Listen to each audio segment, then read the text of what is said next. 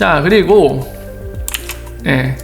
치치월드님은 카카오페이가 ODL을 사용할 가능성이 있을까요? 질문 주셨는데, 일단은 우리가 좀 알아볼 게 있는데요.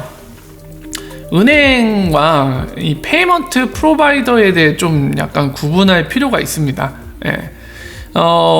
우리가 지금 금융이라고 말하는 것들을 보면요, 사실상 이 크로스보더 페이먼트, 그러니까 이제 국경간을 뛰어넘는 페이먼트, 그러니까 돈을 뭐 지불하고 보내주고 받고 이런 관계에 있어서 보면은 은행이란 존재를 진짜 빼놓기가 힘들어요. 여러분들 아시는 것처럼 원래 기존의 레가시 금융이 해외 송금은 뭘로 하고 있습니까? 프리펀딩을 하고 있죠.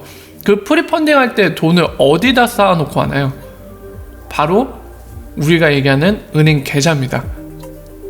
은행 계좌에다 돈을 쌓아놓고 그걸 바탕으로 주는 거잖아요.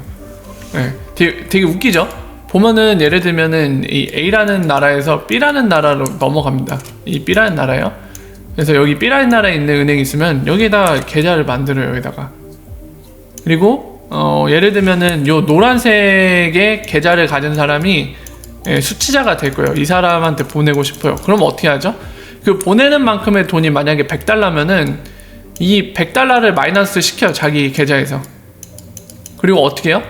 여기에서 $100 추가하잖아요.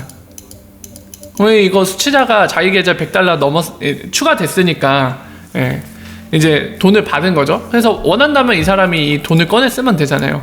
이 과정을 지금 거쳐서 오늘날에 이제 크로스보더 페이먼트를 하는데, 뭐 무역대금 처리하는 것도 그렇고 개인의 송금도 이런 식으로 처리가 되는데, 여러분들 되게 웃기지 않습니까? 이러면은 여러분들 이런 생각 안 드시나요? 뭐 페이팔이나 또는 뭐 페이스북 같은 애들이 걔네도 은행처럼 계좌를 제공하면 되지 않느냐, 그렇게 하면 더 쉬운 거 아닌가? 페이스북은 글로벌 기업이니까. 삼성도 마찬가지고 삼성페이가 그걸 하면 되잖아, 이런 생각이 드시잖아요.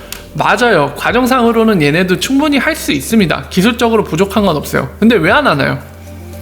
솔직히 안 하는 게 아니라 못 한다고 봐야 되는데 왜 안 될까요? 지금 이 설명을 듣고 이 설명 후에 제가 제시했던 의문, 그런 거는 누구나 자연스럽게 들 수 있는 거거든요. 이거 어려운 것도 아닌데 은행이 아닌 애들도 할 수 있잖아. 왜 안 할까요? 그리고 제가 거듭 말씀드리지만 안 하는 게 아니라 못 하는 겁니다. 왜 못 할까요? 능력은 되는데 못 하는 거예요. 왜 그럴까요? 각 나라에 있는 은행법 때문에 그래요. 너도 나도 그냥 내 맘대로 저거를 할 수 있으면은 큰 문제가 생기겠죠? 첫 번째 뭐죠? 아까 그런 거 CFT, 테러 자금 조달, 안티모니 론더링, 즉 자금 세탁 방지라던가 이런 데 문제가 생기겠죠? 그러니까 각 나라의 은행법에는 요구하는 게 있습니다. 자금 추적이 돼야 돼요. 근데 뭐 너도 나도 막 다 허용해갖고 하다 보면은 걔네들이 그거 요건을 만족시키면은 할 수 있다 없다? 당연히 못하게 해죠. 이미 선진국에 해당하는 금융 시스템을 보유한 나라, 그리고 선진국에 해당하는 나라들은 다 이게 법으로 제정이 돼 있습니다. 다 요구하고 있고요. 그리고 실제로 여러분들 아시는 것처럼 국제 자금 세탁 방지 기구에 우리나라도 가입돼 있고 웬만한 국가들 다 가입됐거든요. 거기에서도 요구해요. 각 회원국에. 그래서 만약 못 지키는 나라가 있다 그러면은 거래 못하게 하죠. 아웃시켜버리잖아요. 같이 거래 못하게. 이런 식으로 이미 관리가 되고 있는 점도 있고요.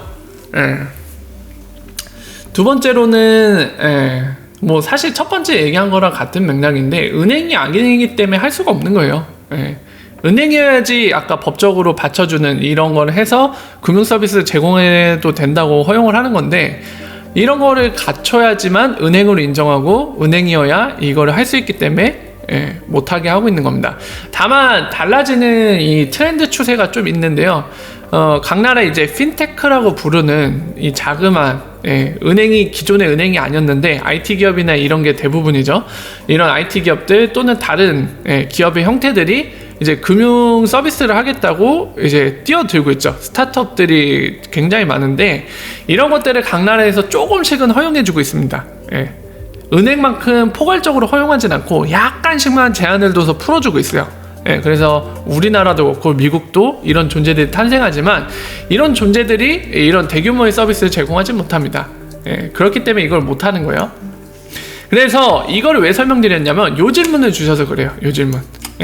만약에 카카오페이가 ODL을 사용할 가능성이 있을까요? 했는데 이거는 전반적으로 카카오의 상황이 좀 중요할 것 같습니다. 더불어서 우리나라 규제나 법적인 요구사항이 어떻게 변하는지도 굉장히 중요할 것 같아요. 일단은 카카오페이가 ODA를 사용할 마음이 있어야지 사용할 수 있겠죠. 그죠? 근데 사용할 마음을 갖더라도 지금 당장 문제가 무엇입니까? 우리나라 특근법이 개정이 안 됐죠. 지금 당장 통과되더라도, 공포되더라도 유예기간을 한 1년 반 정도 주죠. 그러면 지금으로부터 1년 반이면 언제예요? 2021년이 넘어가겠네요. 자, 그때 시행돼야지 이제 사용할 수 있겠죠, ODA를.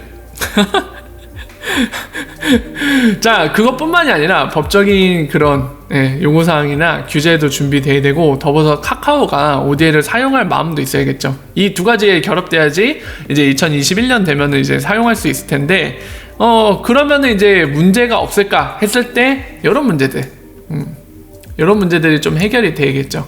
그냥 본인들이 직접 페이먼트 프로바이더가 되던지, 아니면은 본인이 만든 이제 카카오뱅크라는 은행, 인터넷 은행 이용해서 쓰면 되는데, 일단은 이 얘기는 뭐냐면 리플렛 멤버가 돼야 된다는 얘기죠. 아직 리플렛 멤버가 아니기 때문에 지금 쭉 말씀드린 거 1번 한국의 규제, 법적 요구사항 준비돼야 되고, 2번 카카오가 ODA를 사용할 생각이 있어야 되고, 3번 이제 리플렛 멤버에 가입을 해야겠죠. 사용할 가능성이 없진 않겠죠. 하지만 이 세 가지를 충족해야지 뭘 이제 긍정적으로 바라볼 수 있을 텐데, 이 세 가지가 현재로서는 다 성립된 게 하나도 없죠. 그래서 지금 카카오가 쓸까 안 쓸까 얘기를 하는 거는 뭔가 좀 너무 나중 얘기라, 일어날지 안 일어날지도 모르는 일이고, 일어나더라도 나중 얘기라 크게 지금 상황에서 논의할 필요는 없는 문제인 것 같아요.